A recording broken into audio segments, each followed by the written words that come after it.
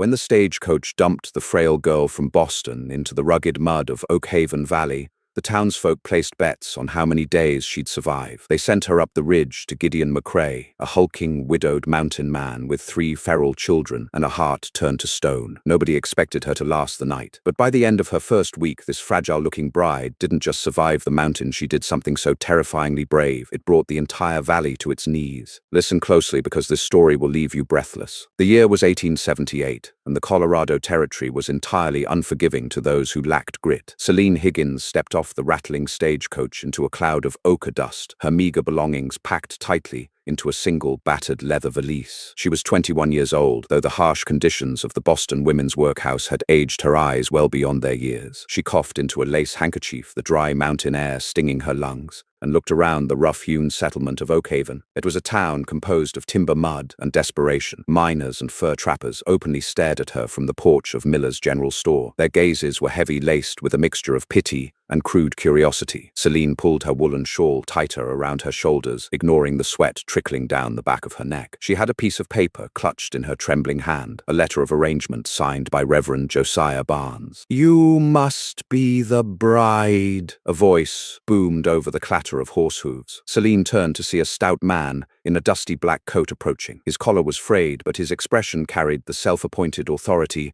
of a frontier preacher. "I am Celine Higgins," she said, her voice steady despite the frantic beating of her heart. "I am looking for Mr. Gideon McCrae." A hushed murmur fell over the men gathered outside the general store. A few of them actually took their hats off, looking at her as if she were already a corpse. Reverend Barnes sighed, wiping his brow with a checkered cloth. "I am Reverend Barnes. The Lord blesses your arrival, child, but I must warn you, Gideon does not know you are coming." Celine's heart dropped into her stomach. "He doesn't know, but the letters, the arrangement, Matron Gable said the fee was paid by him." "The fee was paid by my congregation," the Reverend confessed, his voice dropping to a conspiratorial whisper. "Gideon McCrae lost his wife, Martha, to the winter fever 2 years ago. Since then, he has isolated himself up on Pine Ridge. He comes down only for flour and bullets. He has 3 children, Miss Higgins. 3 children living like wild animals in the dirt. The town could no longer stand by and watch those little ones turn into savages. We pooled our money. We sent for a mother." Celine felt the blood drain from her face. She had traded the absolute misery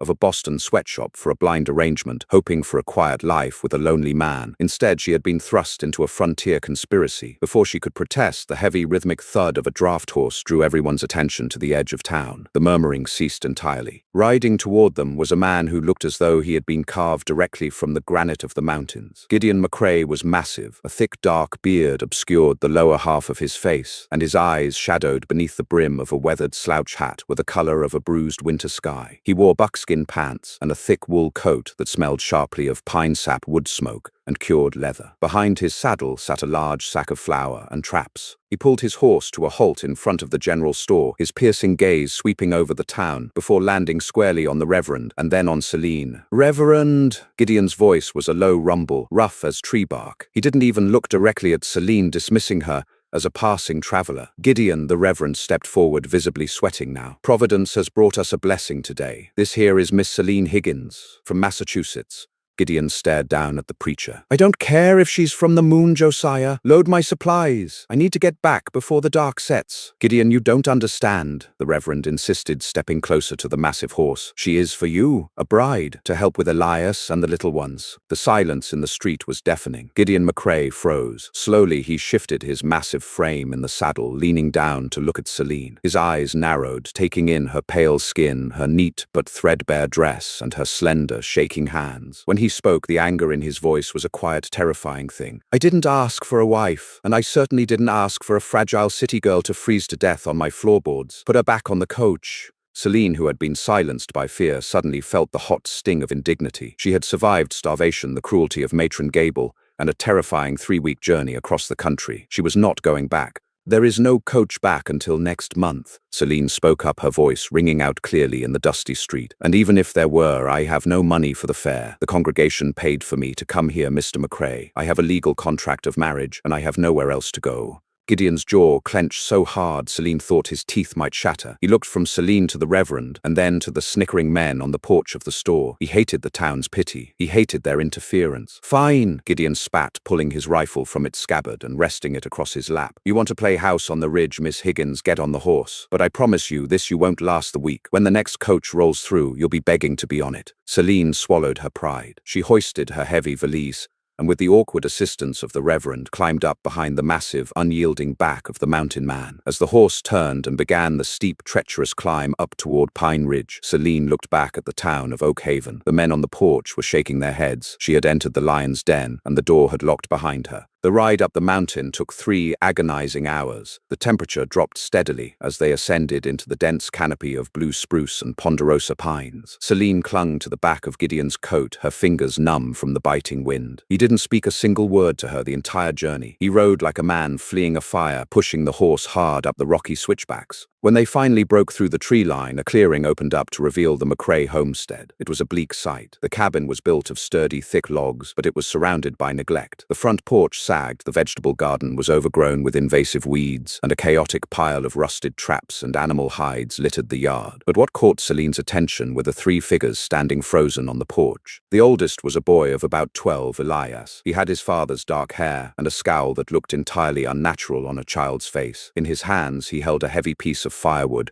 gripping it like a club. Behind him stood a small girl, perhaps 8 years old, wearing a dress so stained with mud and grease that the original pattern was unrecognizable. She was clutching the hand of a toddler, a boy of about 4, whose face was smeared with dirt and dried tears. Gideon dismounted without offering Celine a hand. She slid off the horse awkwardly, her legs shaking from the long ride. "Pah!" Elias stepped forward, his eyes burning with hostility as he glared at Celine. "Who is that? She's a busybody the town sent up here," Gideon said gruffly, unstrapping the flower from his saddle. "She'll be gone in a week." Celine ignored the sting of his words and walked slowly toward the porch. "Hello," she said, trying to force a warm smile. "I am Celine. What are your names?" The little girl hid behind Elias. The toddler merely stared with hollow, hungry eyes. Elias gripped his piece of firewood tighter. "We don't need you here. My ma's dead. We don't want a new one." Elias put the wood down. Gideon snapped, brushing past Celine and carrying the supplies into the cabin. "Show her the corner where she can sleep. Don't bother me. I have to fix the roof before the storm hits." Celine followed Gideon inside, and the moment she crossed the threshold, she had to suppress a gag. The smell was overwhelming, a mixture of rotting food, unwashed bodies, wet dog, and despair. The cabin consisted of one large main room and a small loft. The floorboards were caked in hardened mud. A cast-iron stove sat in the corner, covered in spilled grease and old ash. The table was piled high with dirty tin plates, and the beds were nothing more than tangled heaps of wool blankets. It was a tomb, a monument to a family that had given up on living the day the mother died. Celine stood in the center of the room, her valise heavy in her hand. The 3 children watched her from the doorway, waiting for her to break. They had seen townswomen come up here before to bring food, and they had seen them run away crying at the state of the place. They expected Celine to do the same.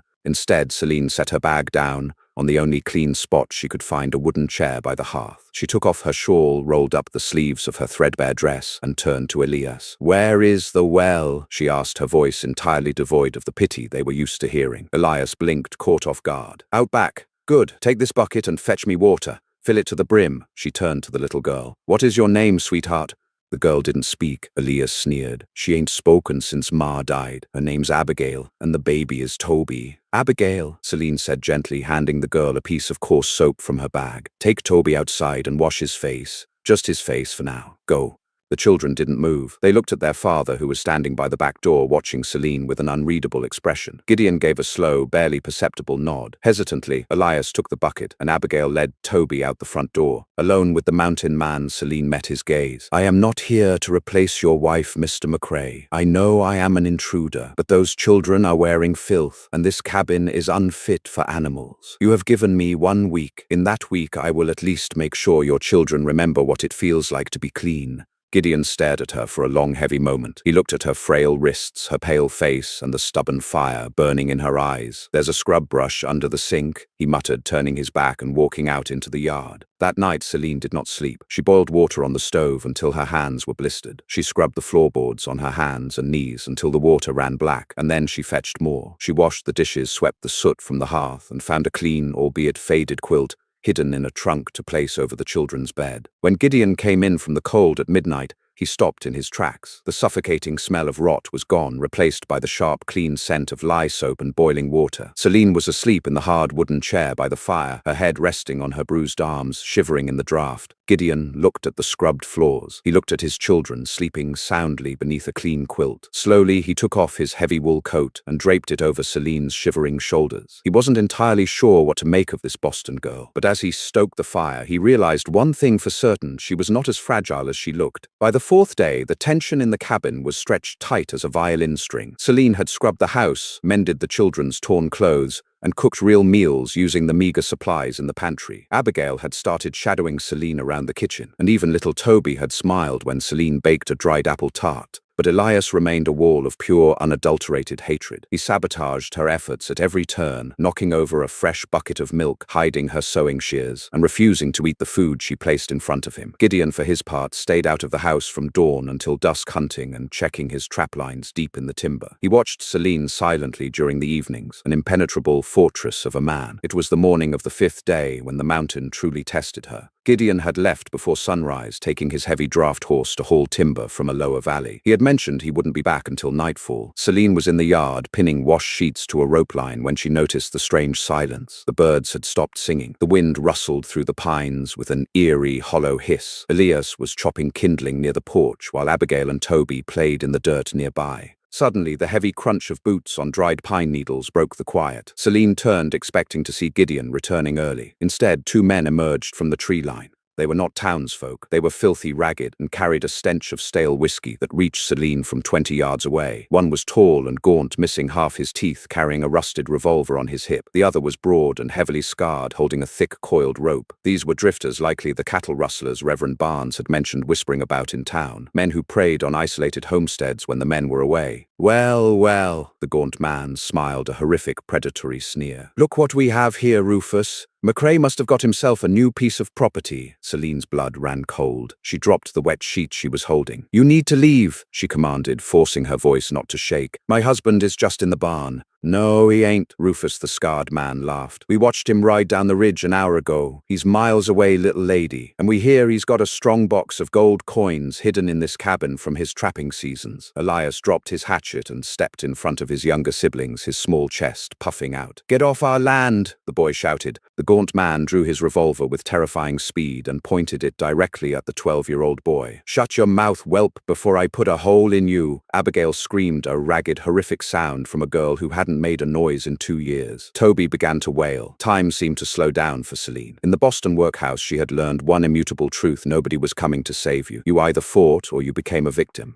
"Inside!" Celine screamed at the children. "Elias, take them inside!" As the children scrambled toward the door, the scarred man lunged forward to grab Celine. He caught her by the hair, ripping her backward. The pain brought tears to her eyes, but it also ignited a fierce, unholy rage in her chest. She twisted violently, sinking her teeth deep into the man's forearm. Rufus roared in pain, releasing her hair to strike her across the face. Celine fell hard into the dirt, her lips split and bleeding, but she was close to the porch now. She scrambled up the wooden steps on her hands and knees. "Grab the brat!" the gaunt man yelled, pointing his gun toward the door where Elias was trying to pull Abigail inside. Celine didn't hesitate. She threw herself through the front door. Sitting right beside the entryway, propped against the wall where Gideon had cleaned it the night before, was his Winchester 1873 repeating rifle. Celine didn't know how to shoot, but she knew how to observe. She had watched Gideon load and lever the weapon by the fire. She grabbed the heavy rifle, hoisted it to her shoulder, and stepped back out onto the porch, just as Rufus was reaching the top step. "Stop right there!" Celine screamed, her voice tearing through the mountain air. Rufus froze, laughing maliciously. "You ain't gonna pull that trigger, little bird. The recoil will snap your collarbone." He took another step forward, reaching for the barrel. Celine didn't blink. She aimed slightly downward, squeezed her eyes shut, and pulled the trigger.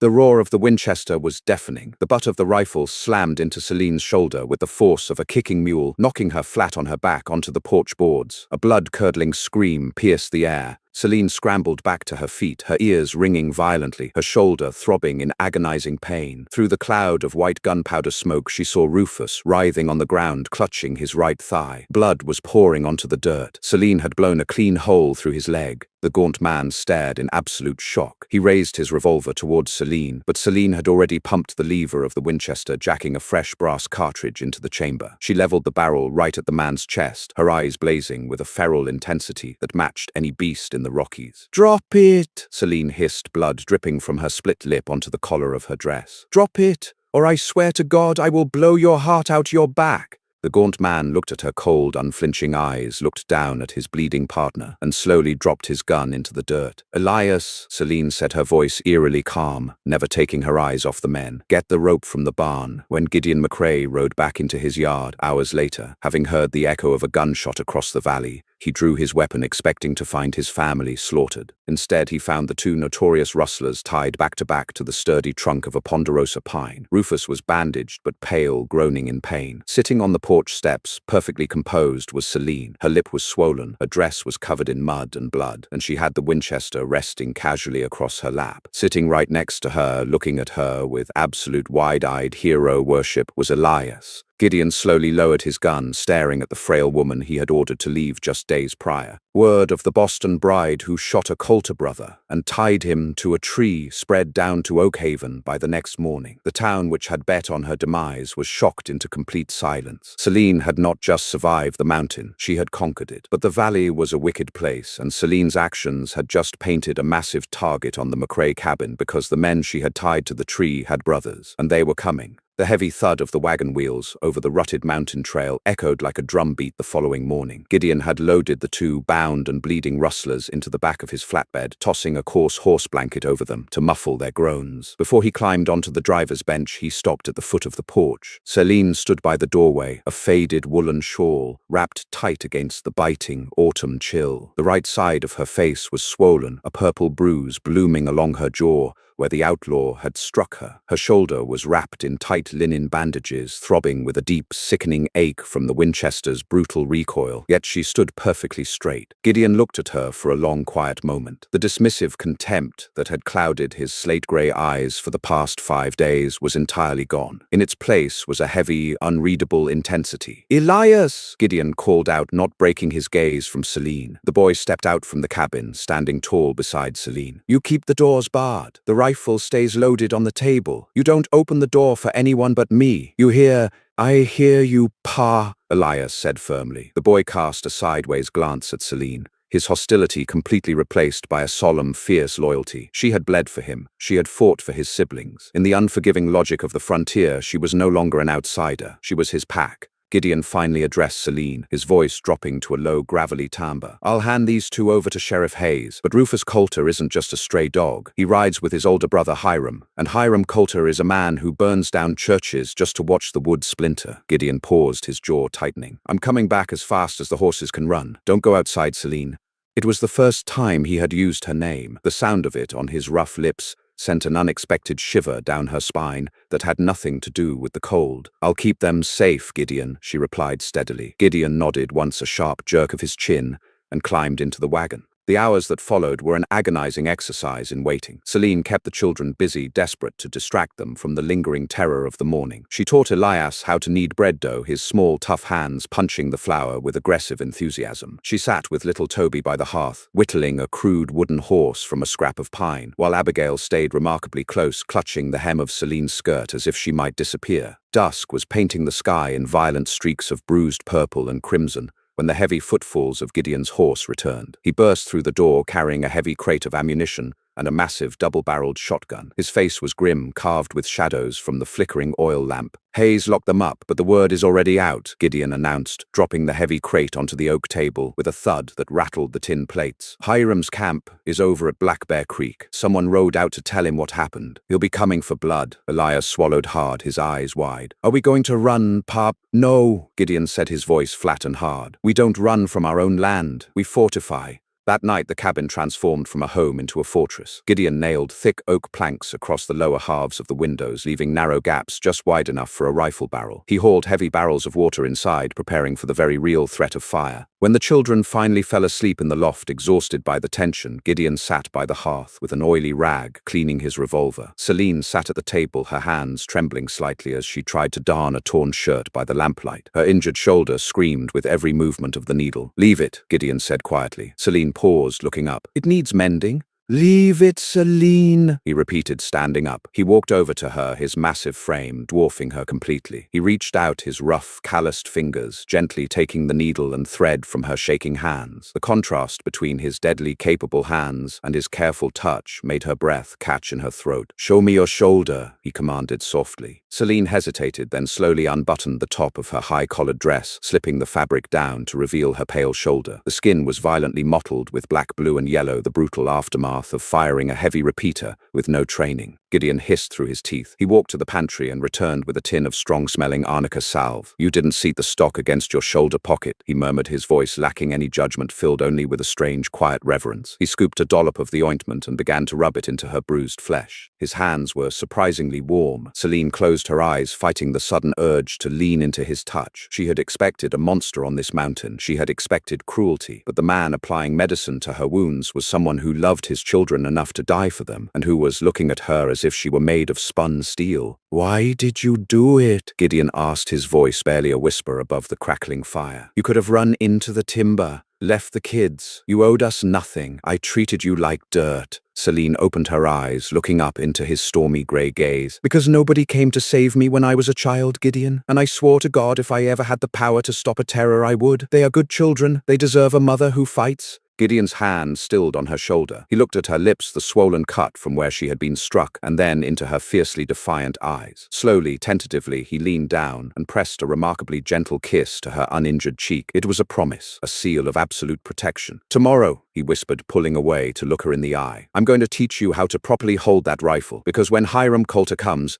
we send him straight to hell, together." The waiting was a slow poison that seeped into the floorboards of the cabin over the next 2 days. The Colorado sky turned the color of bruised iron, threatening the first heavy snow of the season. The wind howled through the ponderosa pines like a chorus of dying animals, masking any sound of approaching hoofbeats. Celine was a fast learner. Under Gideon's intense, quiet instruction, she learned how to tuck the heavy wooden stock of the Winchester firmly against the pocket of her shoulder, how to sight down the metal barrel, and how to control her breathing before pulling the trigger. She practiced dry firing until her arms ached, her mind sharp and focused. On the afternoon of the 3rd day, the air pressure dropped drastically. The birds had completely vanished. Celine was sitting in the rocking chair by the hearth, gently running a bone comb through Abigail's tangled hair. The little girl had remained entirely mute, but she leaned into Celine's touch with a desperate hunger for affection. Celine hummed a soft, wordless lullaby, trying to keep the suffocating dread at bay. Suddenly, Abigail's body went rigid. The little girl grabbed Celine's wrist, her small fingers digging into Celine's skin with surprising strength. Abigail stared at the heavy oak door, her lips parted, trembling violently. "Ghosts," Abigail whispered. It was the first word she had spoken in 2 years. Her voice was raspy, broken, and terrified. Celine's heart stopped. She looked at Gideon, who was sharpening a hunting knife by the window. He immediately dropped the whetstone and pressed his face to the narrow gap between the wooden planks. "Get the children in the cellar," Gideon barked, grabbing his rifle. "Now, Celine." Celine didn't hesitate. She grabbed Toby and pulled Abigail by the hand, rushing them to the small trapdoor hidden under the braided rug near the pantry. It was a root cellar, cold and dark. Elias stood by the trapdoor, his face pale but his jaw set. "Elias, stay down there with them. Do not come up no matter what you hear," Celine ordered, handing the boy a small loaded derringer she had hidden in her apron. "Protect your sister and brother." Elias nodded, climbing down into the darkness. Celine shut the heavy wooden door, threw the rug over it, and ran to the table where her Winchester lay waiting. Outside, the silence of the mountain was shattered by the rhythmic heavy thud of multiple horses entering the clearing. Through the window slit, Celine saw them, 7 men. They rode massive scarred horses, their faces hidden behind pulled-up bandanas and the brims of their hats. In the center rode a man who commanded the space like a demon king. He wore a heavy buffalo hide coat, his face deeply pockmarked with a long, jagged scar cutting across a milky, blind left eye. This was Hiram Coulter.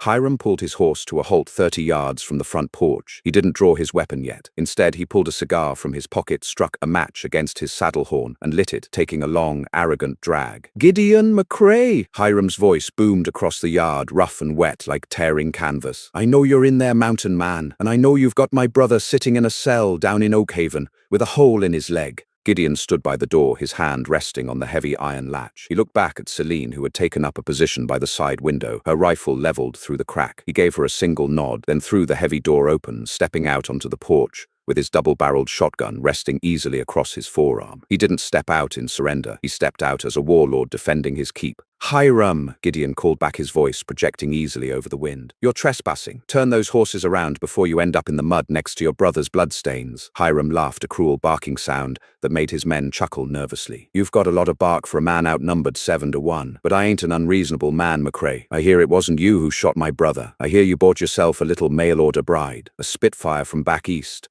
Hiram urged his horse a few steps closer, his one good eye fixing on the dark windows of the cabin. "Send her out. Give me the woman who put a hole in Rufus. You hand her over, and me and my boys ride away. We leave you and your brats to rot on this ridge in peace. You keep her in there, and I burn this cabin to the ground, with your children screaming inside." Inside, Celine felt the blood drain from her face. She looked at the trap door. She could end this. She could walk out there, surrender, and save Elias, Abigail, Toby, and Gideon. She tightened her grip on her rifle, taking a step toward the door. But Gideon didn't flinch. He didn't look back at the house. He slowly raised the double-barreled shotgun, pointing it directly at Hiram Coulter's chest. "You misjudged the situation, Hiram." Gideon's voice was absolute, possessing a terrifying, lethal calm. "She isn't a mail-order bride. She's a McCrae. She is my wife, and if you think you're taking a single step toward her, I will paint these pine trees with your brains." Hiram's smile vanished. He spat his cigar into the dirt. "Kill him!" Hiram roared. The valley erupted in thunder.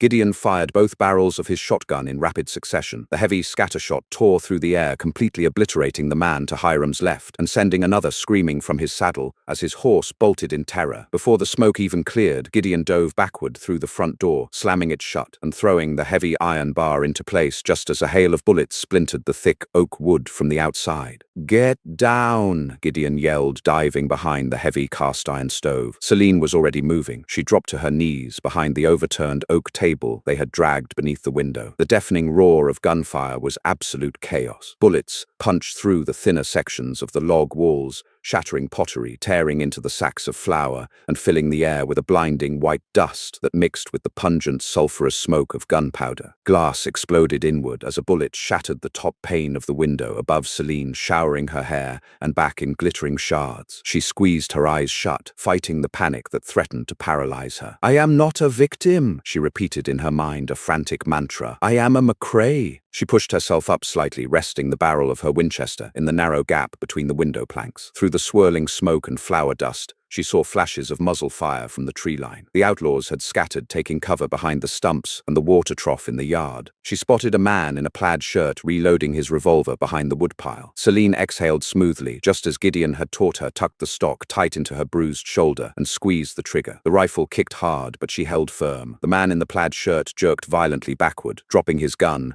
and slumped out of sight. "One down!" Celine yelled over the din, pumping the lever to chamber another round. "Keep them pinned in the front!" Gideon shouted from the other side of the room. He was reloading his shotgun, his face streaked with sweat and flour. "I'm checking the back door!" Suddenly, a massive crash shook the cabin. A heavy rock had been hurled through the remnants of the front window, followed instantly by a glass bottle with a flaming rag stuffed in its neck, a Molotov cocktail. The bottle shattered on the wooden floorboards near the hearth, and a pool of liquid fire erupted instantly, the flames licking up toward the dry timber of the walls. "Fire!" Celine screamed. She abandoned her cover, grabbing a heavy wool blanket from the floor, and threw herself onto the flames, beating them down with frantic, desperate strength. The heat seared her hands and singed her eyebrows, but she smothered the blaze before it could spread to the wall. As she stood up, coughing on the acrid smoke, she heard a horrifying sound, the splintering crack of the back door giving way. Gideon had reached the small kitchen area just as Hiram Coulter kicked the heavy rear door off its hinges. The massive outlaw surged into the room like a rabid bear, a heavy Bowie knife gleaming in his hand. Gideon swung his shotgun up, but Hiram was shockingly fast. The outlaw swatted the barrel aside with his thick forearm and tackled the mountain man. The shotgun discharged harmlessly into the ceiling, raining wood chips down upon them. The two massive men crashed into the pantry shelves, sending jars of preserved peaches and dried beans crashing to the floor. Gideon threw a vicious right hook that cracked Hiram across the jaw, but the outlaw barely flinched. Hiram drove a brutal knee into Gideon's stomach, then slashed the knife downward, slicing a long, bloody gash across Gideon's Gideon's left forearm. Gideon grunted in pain, his grip faltering. Hiram shoved him backward over the overturned kitchen table, pinning him down, raising the massive knife for a killing blow to Gideon's chest. "No!" Celine screamed. She leveled her Winchester, but the men were violently thrashing. She couldn't risk a shot without hitting Gideon. She dropped the rifle and grabbed the closest thing she could find, the heavy cast-iron skillet sitting on the cold stove. She charged across the room with a primal, feral scream. Just as Hiram drove the knife downward, Celine swung the iron skillet with every ounce of strength her wiry frame possessed. The heavy iron connected with the back of Hiram Coulter's skull with a sickening wet crack. The outlaw's eyes rolled back in his head. His forward momentum stopped dead, the tip of his knife burying itself into the wooden table, just a hair's breadth from Gideon's neck. Hiram collapsed heavily onto the floor, completely unconscious, bleeding from his ear. Gideon gasped for air, shoving the dead weight of the outlaw off his legs. He looked up at Celine, who was standing over them, chest heaving, holding the dented cast-iron skillet like a warrior goddess. Her face was smudged with soot, her dress torn and bloody, but she looked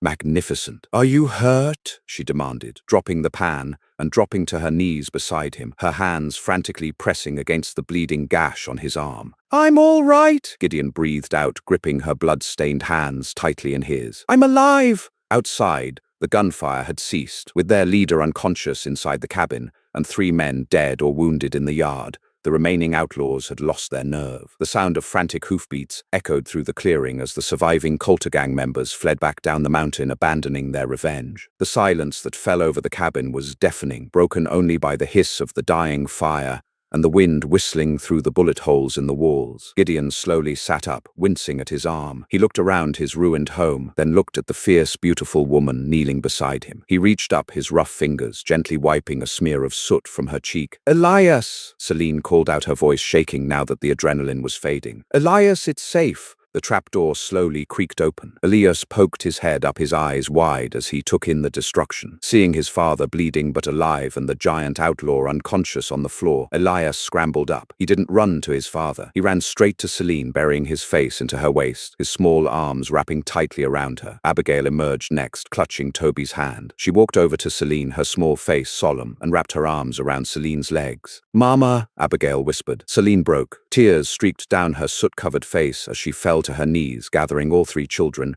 into a desperate, crushing embrace. She buried her face into Elias's hair, sobbing not from fear, but from the overwhelming realization that she had finally found exactly where she belonged. Gideon sat on the floor, watching the woman who had walked into hell and single-handedly dragged his family back to the light. He wrapped his bleeding arm, pushed himself up, and knelt beside them, wrapping his massive arms around Celine and the children, shielding them all from the cold wind blowing through the shattered windows. The mountain was savage, but their blood had bought it, and nobody would ever dare threaten the McCrae family again. The smoke had barely cleared from the bullet-riddled timber of the McCrae cabin when the brutal reality of the frontier set in. They had won the battle, but the war for their right to exist in peace was far from over. Gideon bound Hiram Coulter with heavy-duty hemp rope, tying the unconscious outlaw to the very same ponderosa pine where his brother had been secured just days before. The yard was a graveyard of shattered glass bloodstains and scattered brass casings. For the rest of the evening, Celine and Gideon worked in exhausted silence. They nailed fresh planks over the shattered windows to keep the biting autumn wind at bay, sweeping the debris of their near destruction into the roaring hearth. It was mid-morning the next day when the law finally arrived. A posse of 10 men rode up the ridge, their horses blowing plumes of white steam into the freezing air. Leading them was not the timid Sheriff Hayes of Oakhaven, but a man of far greater terrifying reputation, Marshal Dave Cook of the Rocky Mountain Detective Association. Cook was a real-life legend in the Colorado Territory, a man known for his unflinching gaze, his immaculate gray suit worn beneath a heavy duster,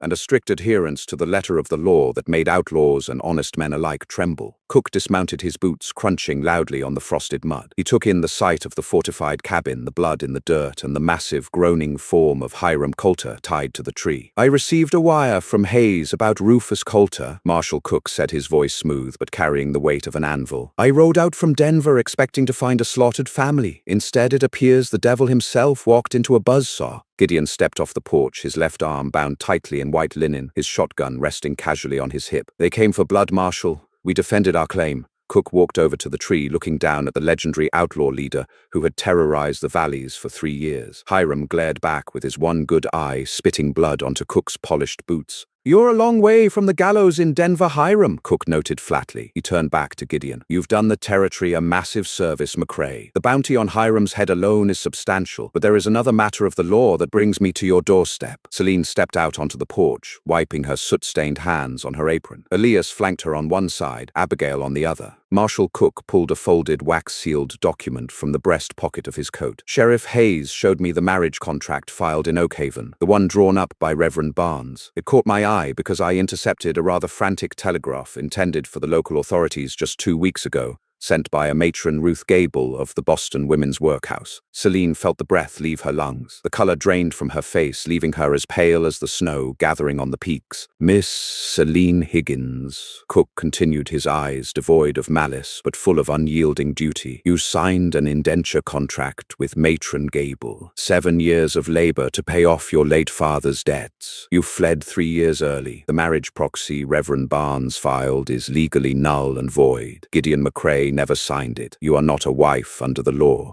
You are a fugitive of debt, and Matron Gable has demanded your immediate extradition back to Massachusetts. The silence that fell over the clearing was heavier than the gunfire of the previous day. Elias stepped in front of Celine, his small fists clenched. You ain't taking her. She's our ma. Gideon's face hardened into a mask of pure granite. He slowly handed his shotgun to Elias and walked down the steps, closing the distance between himself and Marshal Cook. He towered over the lawman. She doesn't belong to Boston. Gideon growled, his voice a low, dangerous rumble. She belongs here. The law doesn't care about geography, McCrae, Cook replied, unflinching. The indenture debt is outstanding, $400, a fortune for a working man. If it isn't paid, she gets on the train with me tomorrow. Gideon didn't argue. He turned on his heel, walked back into the ruined cabin, and emerged a moment later carrying a heavy rusted iron strongbox. It was the very treasure Hiram Coulter had come to steal, the accumulated wealth of 5 years of brutal freezing winters trapping beaver and wolf in the high Rockies. Gideon dropped the box at Marshal Cook's feet. The rusted latch snapped open, revealing a glittering cache of gold eagles and silver dollars. Take 500, Gideon commanded, his eyes blazing. 400 to buy her freedom from that miserable hag in Boston. 100 for your trouble to ensure the paperwork is legally bound, sealed,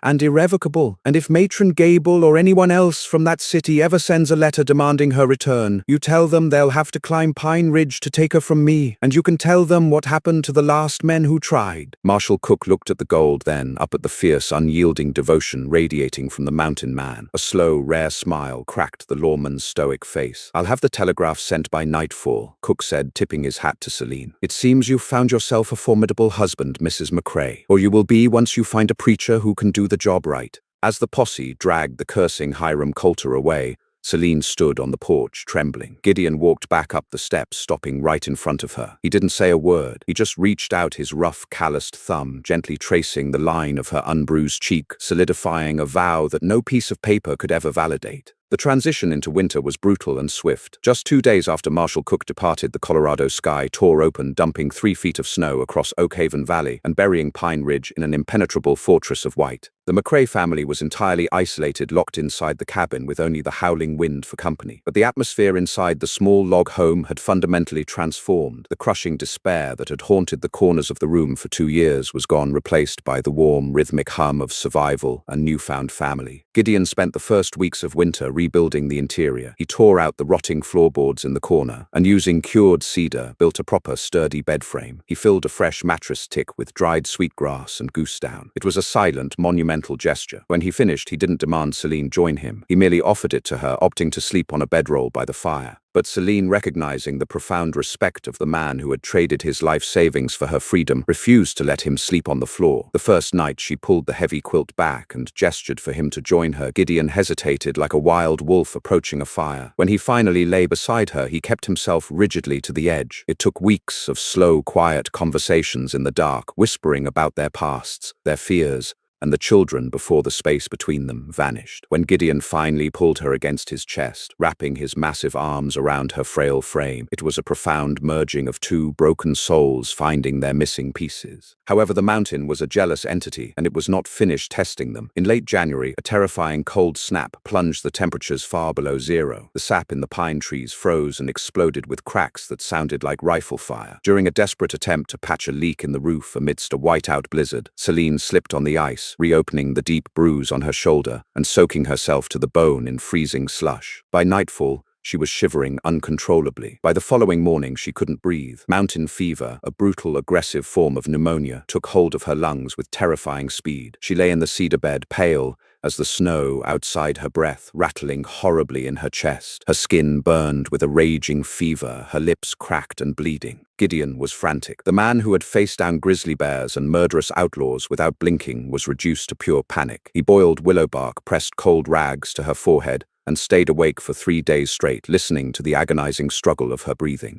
"Pa," Elias whispered on the 4th night, standing by the foot of the bed. The boy was holding little Toby, who was crying silently. Abigail sat right beside Celine, holding her burning hand, her small face streaked with tears. "She ain't getting better. She's going to leave us like Ma did." "No," Gideon said, his voice cracking with a raw, guttural desperation. "I won't let her." Gideon knew what he had to do. Doc Harrison lived in Oakhaven, a grueling 10 miles down a mountain trail that was currently buried under drifts taller than a man on horseback. It was suicide to ride out in the dark during a whiteout. Gideon packed his saddlebags with his heavy winter gear. He pulled on his buffalo coat and strapped his snowshoes to his back. "Elias!" Gideon knelt before his son, grabbing the boy by the shoulders. "You keep the fire burning. You keep water boiling. I am bringing the doctor back. Do you understand me? I am coming back." "The snow is too deep, Pa," Elias cried. "Then I will dig through it with my bare hands." Gideon swore. He kissed Celine's burning, sweat-slicked forehead, whispering a desperate prayer against her skin,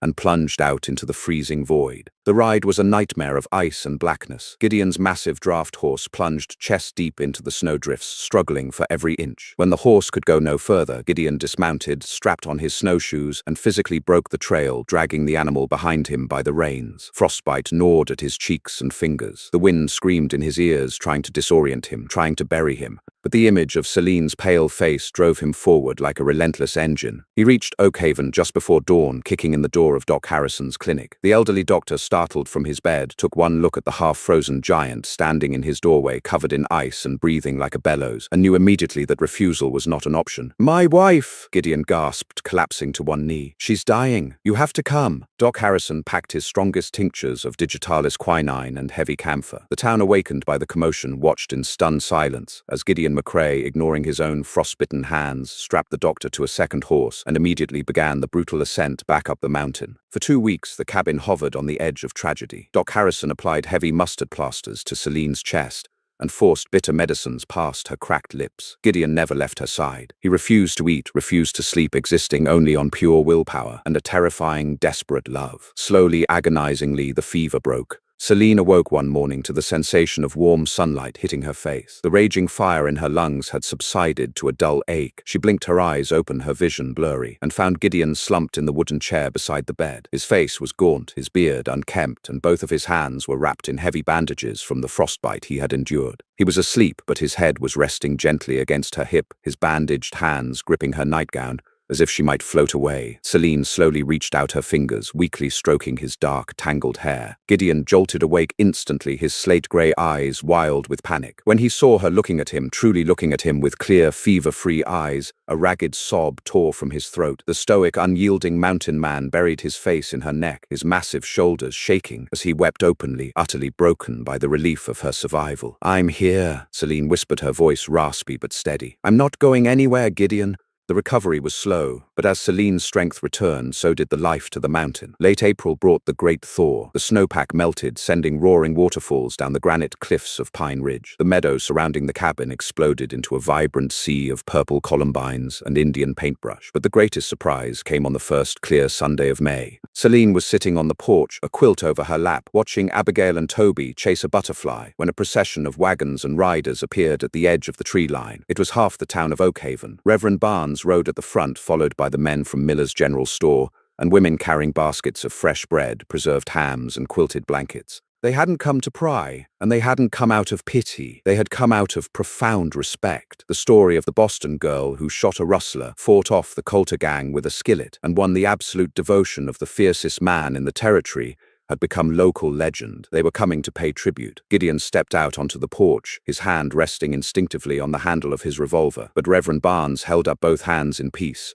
Gideon, Mrs. McCrae, the Reverend called out, stepping down from his wagon. We brought supplies and an apology. The town owes you both a great debt, and, since Marshal Cook informed me that my previous paperwork was legally lacking, I have come to offer my services properly, if you'll have me. Gideon looked down at Celine. He knelt beside her chair, ignoring the staring eyes of the townsfolk. He took her small scarred hands in his massive rough ones. The first time you came up this mountain, I told you I didn't want you, Gideon said, his voice carrying clearly across the quiet yard, filled with raw, unapologetic emotion. I was a fool, blinded by my own ghosts. You saved my children. You saved my life. And you brought the sun back to this ridge. I don't want a proxy paper. I want you, Celine, in front of God, the law, and everyone in this valley. Will you marry me? Tears filled Celine's eyes. She looked at Elias, who was grinning from ear to ear, and little Abigail, who ran up and wrapped her arms around Celine's neck. Yes, Celine whispered, her voice filled with absolute certainty. Yes, Gideon.